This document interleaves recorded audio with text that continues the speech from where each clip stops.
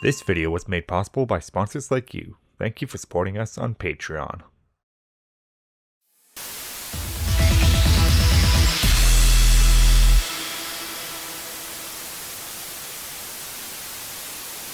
Hello and welcome to Watchin' Stuff, the show about watching stuff. I'm NERO, and with me is my Canadian counterpart, WHYBOY, and today we're going to be discussing the Scoob trailer because apparently the only thing this channel is good for is talking about Scooby-Doo and Scooby-Doo accessories.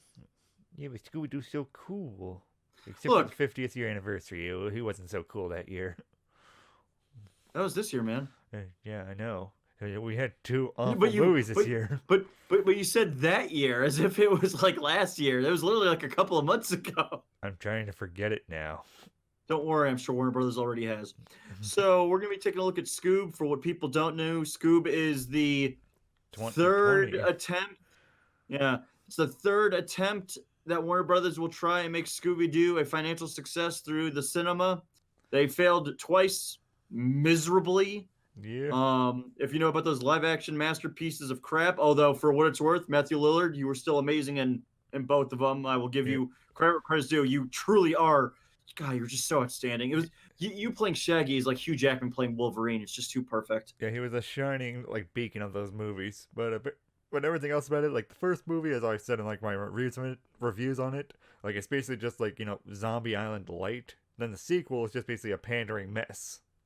So yeah, that's funny because Return to Zombie Island is both those things. Wow, they finally learned how to combine the two. So we're going to take a look at Scoob, which is going to be a fully CGI rendered film. I believe it's the first time Scooby-Doo has been fully CGI rendered for the cinema because they did the Lego movies already, and those are CGI. Yeah, and direct to TV. This is all just like it's theatrical, it's CGI, and now we'll see where it's all going to be headed. You guys could queue up. You guys could queue up if you'd like to and respond alongside with us. Yeah, we'll have a link in the description below to play it along with our reactions, everybody. Yeah. So, I mean, as you could tell by the responses, like, WHYBOY's more open to this. I just don't care. But I'm willing to give it a shot. So let's all set. There are reasons to really dislike it, but we'll discuss that in a second. I'm all ready. All right. 3, 2, 1, play. Oh, it's about to start. You ready? Ready. Popcorn? Butter. Nachos? Cheese. Root beer with red licorice straw? Right here. Maybe it's I've time actually we done make a that new before. movie. Good idea, Scoob. But first You're we disgusting. need a trailer. Oh, can you do Yeah, I the love trailer red guy licorice. voice? Don't judge me. Let me give it a shot. In a world destroyed by evil. Discover That's the epic Dix. origin Yeah. story Let's look at of the this. greatest team of heroes in the history of mystery. Not bad. Nailed it. Oh, little puppy Scoob. No That's way. pretty close to how I imagine they met. Yeah. This mangy stray's coming with me. He's not a stray. Okay, then. What's his name? His name's Scooby. Middle name? Doobie? Last name? Do. That's pretty funny. Cute. Well, that name sounds like something a kid would name his puppy. I love it. I'll never take it off. God damn it, this is killing my heart right now. It's your... Maybe don't do that again. It's pretty I'm adorable. Fred. This is Velma. Hi. And that's Daphne. Hey, I'm Shaggy, and this is Scooby-Doo. Yep. Nice to meet you. References. Reference. Trick or treat. It's like a pup named Scooby-Doo in there.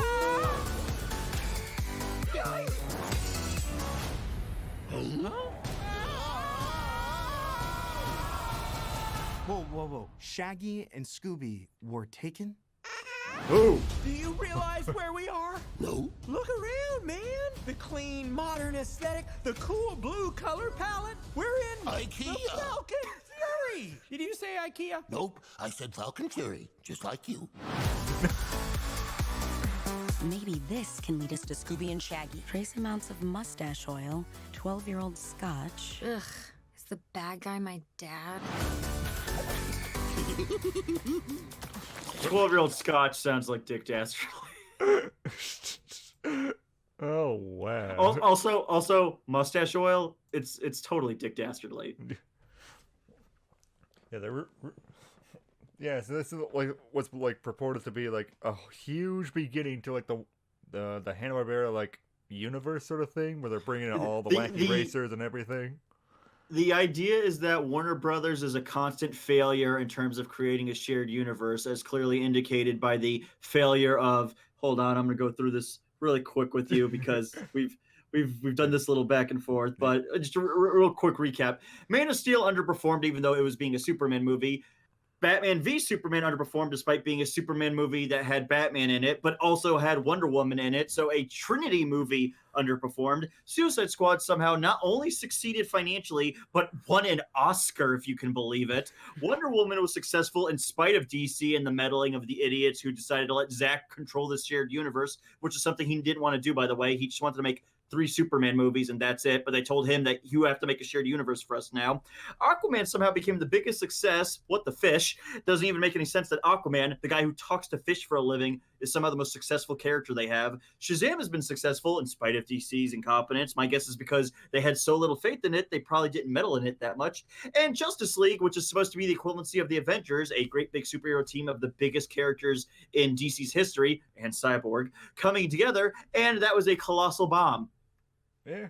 So, after that failed miserably, I guess their idea now would be, hey, our animation division's doing kind of crappy, actually. The WAG, Warner Animation Group, really isn't doing so hot in terms of finances. Yeah. Like, Lego Movie was a very big success. Lego Movie 2, not so much. Lego Ninjago, ooh, that one hurt bad. Yeah, so now they're giving the reins over to another production company, Real Effects, who some people might remember them for their work on Freebirds and The Book of Life. One looked really good, the other one was Freebirds. Book of Life looks so good. Yeah, and Freebirds does not. Book of Life is like a good version of Coco in terms of visual aesthetics. And Freebirds is the only Thanksgiving movie that we're getting. Yeah, Charlie Brown.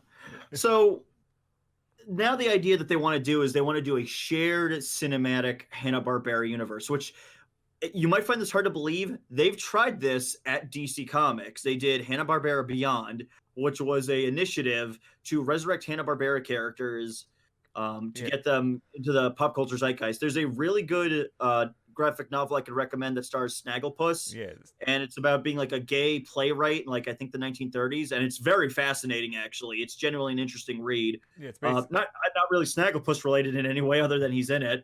Yeah, it's basically just the maturifying of all these sort of Hanna-Barbera characters to put them back to the zeitgeist. But not all of them. Johnny Quest stayed pretty normal. Okay, well, that's good. We'll just say as a generalization, that was just sort of like their idea for it. Putting it back into it, making it more mature. But now it seems like we're trying to go more the goofier route sort of thing. Well, because here's the fun fact. When DC tried this Hanna-Barbera Beyond initiative, it failed. Yeah. They did the maturization of all these properties. They did Scooby-Doo Apocalypse, which is basically Resident Evil, but with a talking dog. Mm-hmm. They did Wacky Raceland, and it's like Mad Max because that was very popular at the time. Johnny Quest was Johnny Quest. Space Ghost to Space Ghost. They actually got those things were just normal. Mm-hmm. I would argue that Flintstones and Jetsons were pretty close for the most part. Yeah. A little bit more adult than the shows, because like when the Flintstones brought in the aliens, like the Great Gazoo's people invaded Earth, and they just started. It's not even that they invaded. You know what happened was a bunch of teenagers from his homeworld came to Earth because they were trying to reach alien life, and when the aliens came to visit, they just started killing people because they thought it was fun. Mm-hmm. Right. And those all failed. All of them got canceled. My Tour and stuff like that. All of them got canceled really quickly. The only one that lasted really long, I think Scooby-Doo Apocalypse lasted, I want to say maybe 30 issues. It was definitely the longest lasting one, which has been, you've noticed this too. It seems that the only Hanna-Barbera property that lasts is Scooby-Doo. Yeah. For whatever reason that can't be explained through man, woman, or child in this universe or the next, Scooby-Doo is the only franchise that seems to last. Like they can't seem to get the Jetsons off the ground. They can't seem to get the Flintstones off the ground again. They can't seem to get Johnny Quest off the ground again. Like for whatever reason, Scooby Doo, and I don't know why. It's just like, as we always discuss, like, it's the most experimental. You're able to do so much with it, and then you're able to have so much fun with it. But maybe focusing more on the Scooby-Doo sort of side of things with Scoob and everything, there's been a lot of things that have been going against Scoob in terms of, like, it coming out and everything. The key thing being how each one of the voice actors, have been replaced by all these new, big-time actors. We have Zac Efron as Fred, Gina Rodriguez as Velma, and Will Forte as Shaggy, and Amanda Seyfried as Daphne. And, but Frank is still Scooby. Yeah. We just basically just threw out all the great voice actors that have been voice acting these characters for many years and all that. Like for the last 10 years, it's been Frank Welker as Freddie Jones and Scooby Doo, Greg Griffin as Daphne Blake, Matthew Lillard, who played Shaggy in the 2 live-action films, he's been playing Shaggy now. Yeah, since then, and for Velma, she's changed very frequently over the years. It's really hard to remember who's Velma right now. I think it's Kate Micucci, I think, plays her right now. Yeah. But like Velma's the one that is very inconsistent, where it's like every couple of movies or so or shows, they'd be like, we requested, like, because no one cared about Velma, unfortunately, and Velma's cool. Yeah. Yeah, but it's just this what happened with the actors and such put a big black spot on this movie to be like, oh no, this is good. They already just like crapped all over the voice actors and all that, basically just putting out the same tired old Hollywood logic, being like, voice actors, bleh, actors, yeah, that gives you money.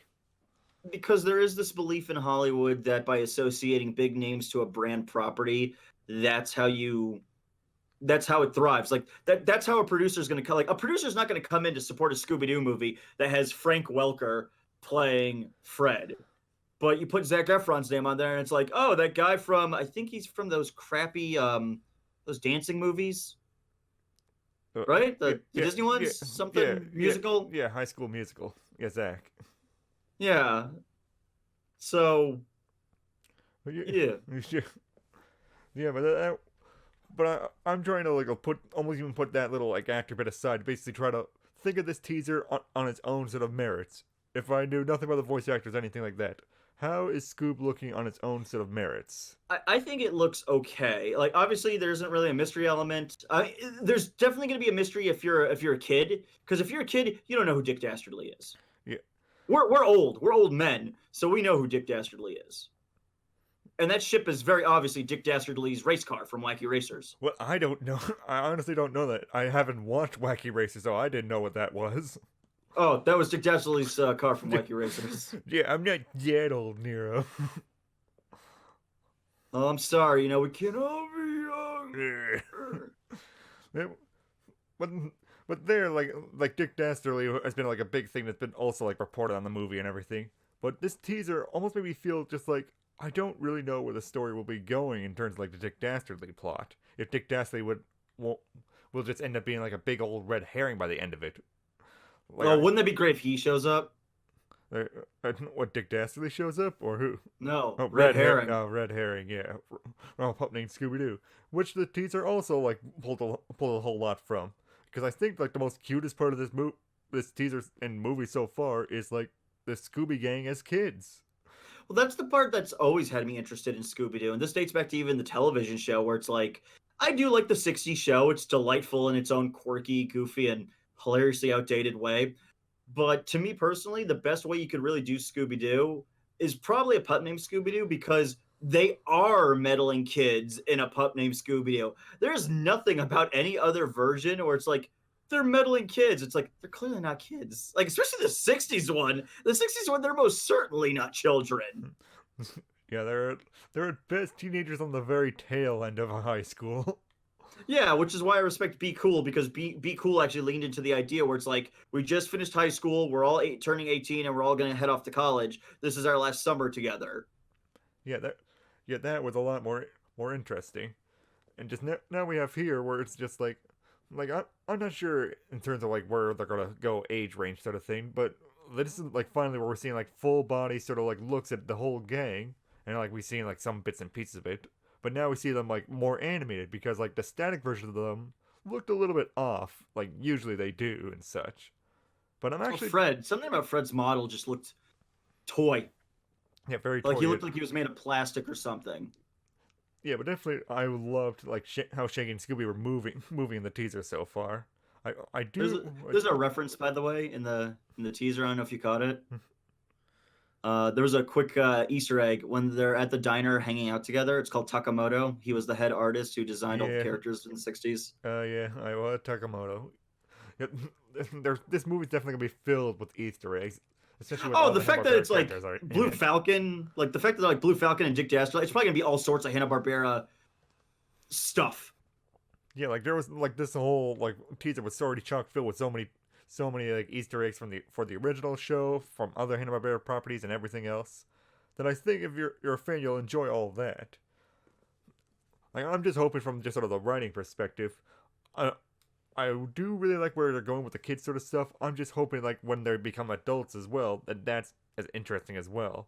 I don't want it to be like what it was before, where it's just like, oh, we're dropped into like what was it before? It was like the Boo organization or whatever it was, where Shaggy and Scooby got dropped into that. Like, oh no, we're here now. We're gonna stop Dick Dastardly. And like they team up with like a secret organization or something. Yeah, it was something like that. It feels like it's going that route. I'm really hoping they do some sort of subversion as well. Because I think the idea is Blue Falcon is trying to stop Dick Dastardly from doing something dastardly. Yeah. Oh, and that feels like it's set up for like a red herring sort of plot, which I would definitely be all for, because that opens I just the door. hope it doesn't. Oh, go on. Sorry. Yeah, because I wanted to open the door for more like the mystery sort of element as well. Yeah, because that's what you come to Scooby Doo for. I really don't want this to be like, oh boy, Scooby Doo, and then we watch it and it's just it's just a superhero team basically, where it's like, look at this. Now imagine we have all these characters. Now imagine if we gave them all spin-offs. What about mystery solving? Well, now that we've established that there's this shared universe where they all coexist, now we can do all these spin-offs to actually focus on the things you like. And it's like, oh, that sucks. Yeah, this is called Scoob. I want the Scooby mystery solving and being goofy. Those are the things that I come to Scoob for. Yeah. Wasn't that a thing, by the way? Wasn't the name Scoob supposed to be an acronym?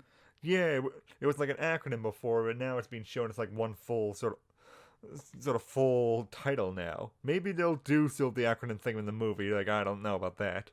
But so far, I'm feeling a little bit more hopeful about this movie. Definitely animation-wise, I'm really liking it, because like Real Effects does like amazing work, as Book of Life is like clear evidence of that. They just get like the worst scripts though for every project they work on, where it's like, Freebirds, the idea of a turkey going back in time to stop Thanksgiving, that actually has merit to be hilarious with the right people writing it. Yeah, and it sucked. And like here's some other contract work they've done so far: The Wild, Everyone's Hero, Rock Dog, Sherlock Gnome, and Ugly Dolls. And those all visually look good. Yeah, writing wise, they're very all over the place. Ugly Dolls. It's okay. Yeah, it's okay. Yeah, but the majority sucks. Yeah, especially Sherlock Gnome. Screw that. Oh, Sherlock Gnome had one thing banking on it, which was like, it's Johnny Depp as a gnome. That means it's great. Then you watch it, it's not great. Yeah, great at all. No.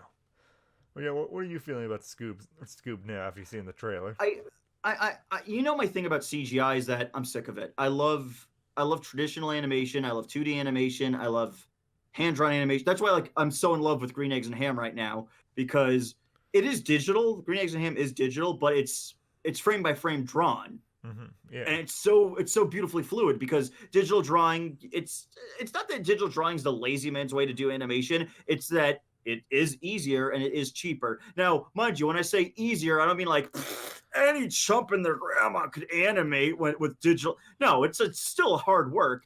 It's just easier comparatively to definitely. frame by frame. Yeah, I'm totally all there for you. I do love like 2D cell drawn animation, but when it comes to like CG animation, the best CG animation that I really love is the one that can show the most fluid animation. And far, to me, I need them to have a unique identity, because I don't know, you've noticed this. Yeah. because Disney is such a juggernaut in the animation industry. I guess more maybe definitely in the West than the rest of the freaking planet. But in the West, Disney sets the precedent of what you need to kind of look like. And a lot of animated films have a lot of same. Yeah. Like I feel like every modern Disney animated film, Moana, Frozen 2, Wreck-It Ralph, a lot of these modern Disney films, they all look like they could be in the same universe, not because there's some great freaking shared universe, but because they have a set style, team dynamic, and system they have in place to churn these out in rapid succession. Mm-hmm. They don't experiment with different art styles. And that's a bummer because you go over to like DreamWorks, something like How to Train Your Dragon looks very kind of Pixar, but then you go over to like Captain Underpants. Captain Underpants looks so unique. Yeah. And I really like, and that's the same studio that also did Asterix and Obelix. Mm-hmm. And I've shown those movies to you, and they look fantastic. Yeah. This is reminding me of that. This looks like this is obviously CG, but it looks good enough where it's like, oh, it almost looks like it could have just been 2D. Yeah. It feels like the fluid nature of each one of the characters is actually making them like each stand out as their own, just sort of like it's sort of like the silhouette test in terms of like 2D animation. Each one of their movement is basically signifies each one of their characters. I think in this teaser alone, Fred is the weakest so far, as I want to see more out of him. Because in most other iterations, like the iteration that I don't want to see is basically Pretty Boy Fred, because Pretty Boy Fred is really boring Fred. I hate Jerk Fred, which is something a lot like it doesn't bother me in Be Cool because that's part of the gag. They're making fun of it. Well, I won't say like Be Cool Fred is like Jerk Fred. He's very uptight Fred. Jerk Fred would be more like Scooby-Doo 1 and 2 Monsters Unleashed Fred, where he feels like so up his own butt about things. That's Jerk Fred. Yeah, that's like a load. Like I don't want a loathsome version of Freddy. I want a Freddy that is very friendly, very like. It's funny because if you look at that scene where they're all dressed up for Halloween, yeah, it says so much about their characters just on those images where it's like Velma's a judge because she's hardcore logic. Daphne's Wonder Woman because she's a strong kick butt chick. Fred's is a knight because of course Freddy's valiant. Yeah. And and Shaggy and Scooby are nerds, so they dress like superheroes. Yeah, that perfectly encapsulates what they should be, and that's what I really hope what each one of the characters is.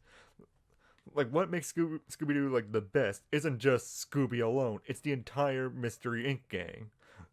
I mean, if Scooby alone sold the franchise, they wouldn't have made a Daphne and Velma movie that doesn't have him. Well, the Daphne and Velma movie didn't sell either way, so who knows?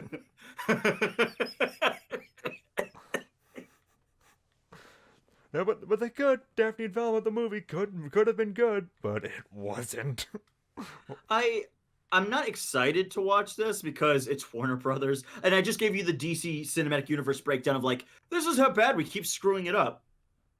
And now the idea of like, we're going to do a shared universe now with our other properties. So you couldn't get any of this right. Why would I believe you can get this one right? But the thing that's kind of winning me over, and it's very, very slightly, is that Dan Povenmire is working on this film in a creative capacity. Now, for those who don't know, Dan Povenmire, co-creator of Milo Murphy's Law, Phineas and Ferb. He's also the voice of Dr. Doofenshmirtz. I trust his creative capability because I've liked the products he's worked on. Mm-hmm. Yeah. He's worked on good stuff in the past. He's worked on stuff like Futurama, Family Guy, Simpsons.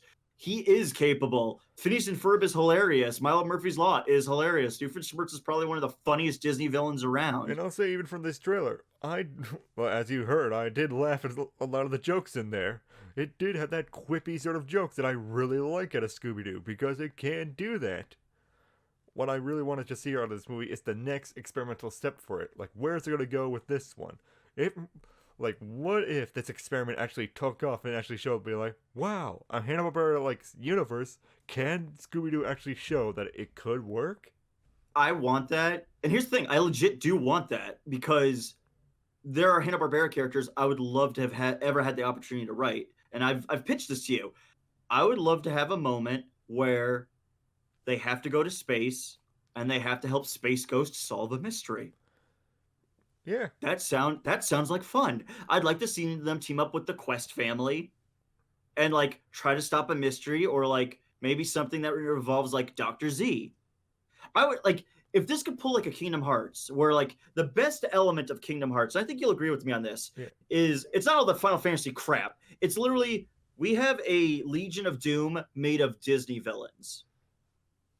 And when our main characters that are original the Kingdom Hearts face off with those characters and have those worlds where they're actually involved with those worlds and actually change the story along with them, that's the most interesting part.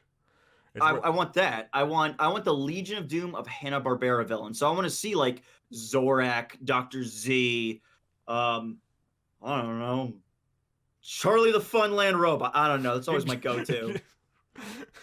Yeah, or the Spooky Space Kook. Yeah, Spooky Space Kook is always a good choice. Always a good choice. But yeah. Which would make sense, by the way, if they go to space. Space. But yeah, for me, I'm more looking forward to the movie because, you know, as my sort of personality always is, I'm trying to be always hopeful for these movies. Because for me, I like a more pleasant surprise rather than being like, this is gonna suck. I get no joy, and I hate it when people give me that nonsense where it's like, man, you want something to be bad. Yes, I want to spend $12 on a movie ticket so I could sit in a theater that I didn't want to go to you know what, for Nero? an hour and 30 minutes. I don't know what you're talking about, Nero. I loved spending about like $40 on, you know, Return to Zombie Island and Curse of the 13th Ghost and hating both of them. I loved that. What a solid investment that was. What an opportunity it was to waste money. Yeah. That's the thing. I want Scoob to be good. And the thing is, a Hanna-Barbera shared universe could be awesome. I would love to see a feature-length animated film for Johnny Quest, for Space Ghost. I like the Flintstone. Actually, to be fair, I like the 2 live-action Flintstone movies too. I don't think of them as like, oh my gosh, they did it. They really got the great. No, but I enjoyed them. Yeah. And I would just love to see like Scooby-Doo hit the theaters and actually be like prominent like that again. And not for the fact that they're freaking terrible like the last 2 live-action movies. Also, I think we also need to, just real quick, like a little sidestep thing I think you and I should discuss is if this can work, if they can validate these other properties, because you know that's a big problem with them. Like, you heard about the whole fiasco that fell through with FNAF, and then it's like, well, we paid for the script. What do we do? Throw the banana splits on it. Yeah. Feel like they don't know what to do with these properties, and that must be killing them to some degree, where it's like, we have all these properties that resonated with children for years, because they did. Like, Wacky Racers keeps getting reboots. The Flintstones have been talking about reboots for decades. Jetsons, same thing. They've been talking about it for decades. They have all these properties that do resonate with children. A kid would be happy to go watch something like Johnny Quest. Yeah. And they have all these properties, and they can't get them to sell. But if they could pull it off with this, there is the potential we could see a resurgence of Hanna-Barbera cartoons on television, on the direct-to-video market again, where we could see, like, Flintstones, Johnny Quest, Space Ghost, and stuff like that. Like, and that would be awesome. Like, even for Scoob, it's having, like, its own issues. Like, with, like, the last 2 movies that we reviewed on this channel. Like, where they don't fully understand, like, what really makes Scooby-Doo tick. If Scoob can show that the people behind this movie know how Scooby-Doo ticks, I think this will be, like, the match that sets off the fireworks. That bringing all these Hanna-Barbera characters to light again. That's really hoping for a lot, but I'm fine with hoping for a lot and maybe getting nothing, because at least I'm hoping for something. I'm used to getting nothing, so I'm not disappointed. That's fair. Just, man, I'm saying, man, they do not have a track record that's good. And Warner Brothers as a studio has always had this really big problem, and no one really points it out, but Warner Brothers has this severe problem of they freak out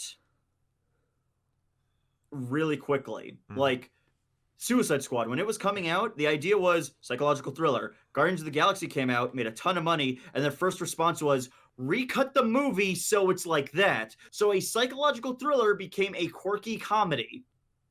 Yeah. And it's a mess. And still won an Oscar because they paid for it. My concern is that same level of, like, Scoob will come out. I'm kind of curious to know who it's going to go up against, because it's going to be a May release. Yeah, well, So I'm trying to figure like who's gonna be their competition. Yeah, we'll just have to see around then, because I don't know too many movies that are coming out like 2020 this year, as I haven't researched it just yet.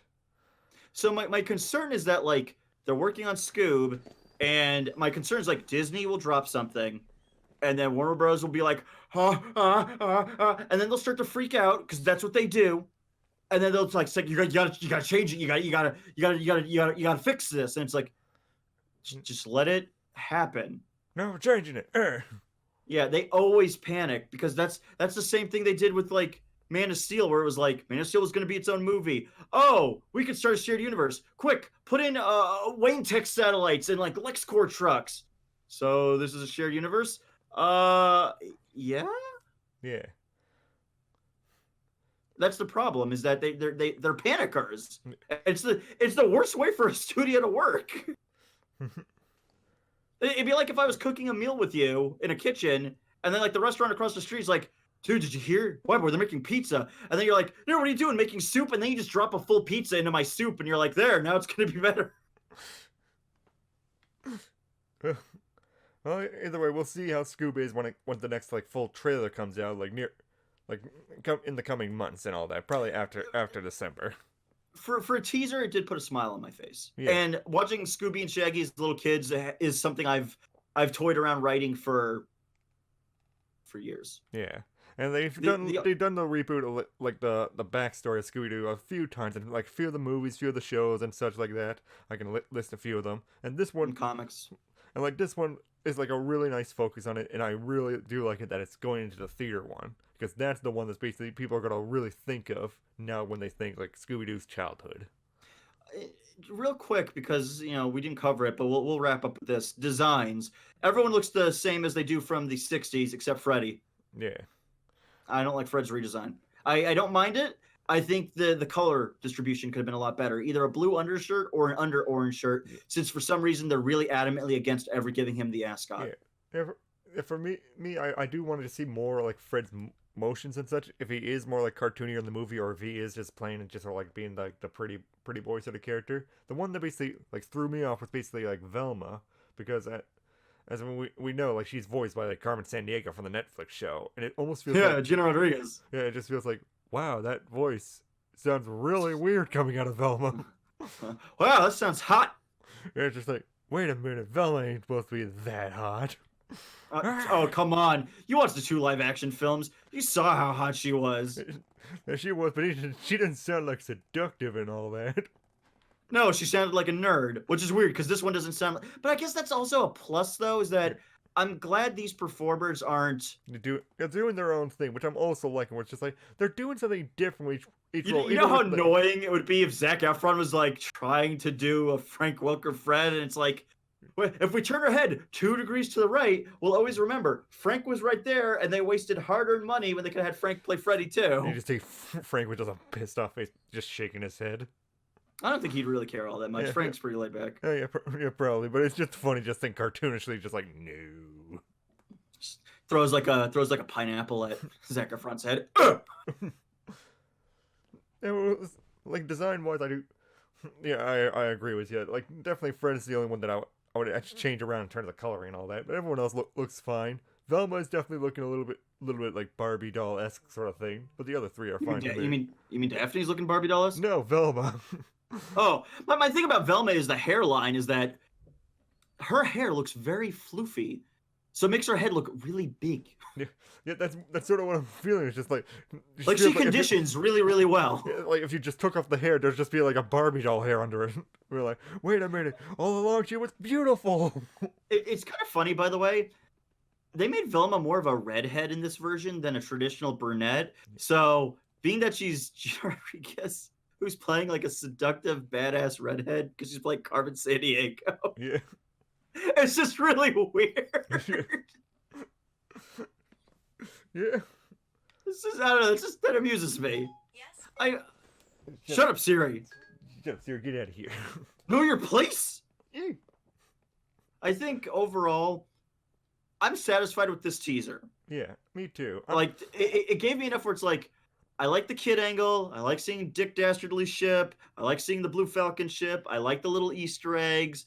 The animation I'd like to see a little bit more before I can fully give a judgment, but it doesn't look particularly bad. Like they're all moving good. Yeah, I'm liking how Shaggy and Scooby look. I want to see more of like the other gang members look, because I think that's what made me love like Be Cool Scooby Doo so much, because it's not just Shaggy and Scooby moving all cartoonishly, it's all of them, because they're all cartoony. I'm kind of curious if they're going to explain why he can talk. Yeah, I would hopefully I don't want that. Mostly because I do if it's a really funny joke. If it's a really funny joke, I like that. If it's just gonna be like, oh, because of science. No, like I don't want it to be science or like, I was a lonely puppy and like no one knew what I was saying. So then I studied the human and I learned to talk. I don't need that. I just want something like, Shaggy, your dog could talk. Yeah. Did you ever find that a little bit weird? Huh. Mm-hmm. He just looks I, at it like, oh, I didn't have many friends. Weird. I was just happy to have someone to talk to. Yeah. Oh, it is weird. Oh, okay. That's like, that is weird. Takes a bite of a sandwich. Yeah, there's something funny would be a far more endearing. Yeah, like I'd rather it just be like a quirky gag instead of like trying to explain it some kind of deep way or something. Like I don't want it to be like he was an escaped experiment by Dick Dastardly to like hyper evolve dogs or some nonsense. Yeah, exactly. Yeah, but anyway, that's our thoughts on Scoob. For us, ToonGrin, aka the Scooby-Doo channel right now. Yeah, I guess that's what we are now. We're the Scooby-Doo channel because like I made a top 10 Disney film list and nobody cared. Yeah, but you'll see more Scooby-Doo soon. Huzzah! But yeah, what did you think of Scoob? We'll have the link down below for the teaser in full that you don't have to hear our voices over it. But what did you think of it? Are you looking forward to it? Do you not like it? Do you like the designs? Do you not like the designs? Or do you need to see more? Who knows? Is Warner Brothers gonna blow this? Yeah, they've already blown 2 other Scooby-Doo movies, so why not a third? Well, they did blow a third. Daphne and Velma was supposed to be like a spin-off line. Okay, how about a 4th? The quadruple hat trick. That old chestnut. Alright. Anyway, be sure to just like, comment, subscribe, share this video around on social media and all that. And just be sure to just tune in next time, as I'm sure we'll be having loads more Scooby-Doo fun. Oh yeah, we're also gonna follow this film's release. Like if anything happens, like if big enough news happens, we could maybe talk about it. But expect like other trailer reactions as it goes out. Yeah, exactly. Yeah. So as always, folks, be sure to tune in to ToonGrin. Wouldn't it be a trip if the Boo Brothers showed up? No. But why, boy? That's like the best Scooby-Doo movie that you hate. No.